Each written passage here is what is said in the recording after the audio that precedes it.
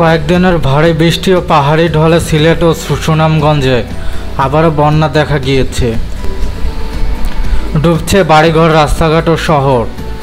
সুনামগঞ্জ ও সিলেটে পানিবন্দী অন্তত 15 লাখ মানুষ। পরিস্থিতির এতই অবনতি হয়েছে যে আটকে পড়াদের উদ্ধারে কাজ করছে সেনাবাহিনীও। গ্রাম ছেড়ে অনেকেই আশ্রয়ের খোঁজে ছুটছে। বানভাসী মানুষের ভোগান্তি এখন চরমে পৌঁছেছে।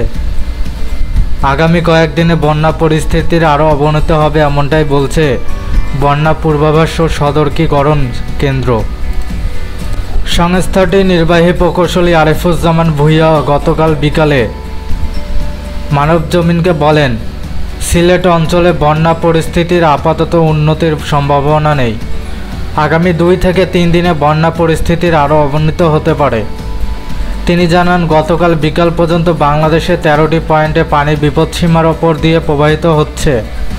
দেশের উত্তর পূর্বাঞ্চলের সিলেট ও সুনামগঞ্জের নিম্নাঞ্চলগুলো প্লাবিত হচ্ছে। এখানকার বাড়িঘর, রাস্তাঘাট পানিতে তলিয়ে গেছে।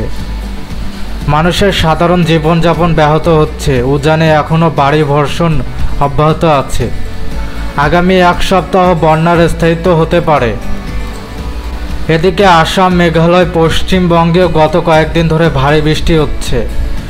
দেশের উত্তরাঞ্চলের প্রধান নদী তিস্তা, ধরলা, কুশিয়ারা নদীর পানি বৃদ্ধি পেয়ে উপকূলীয় অঞ্চলগুলিতে বন্যার পানি বৃদ্ধি পেয়েছে।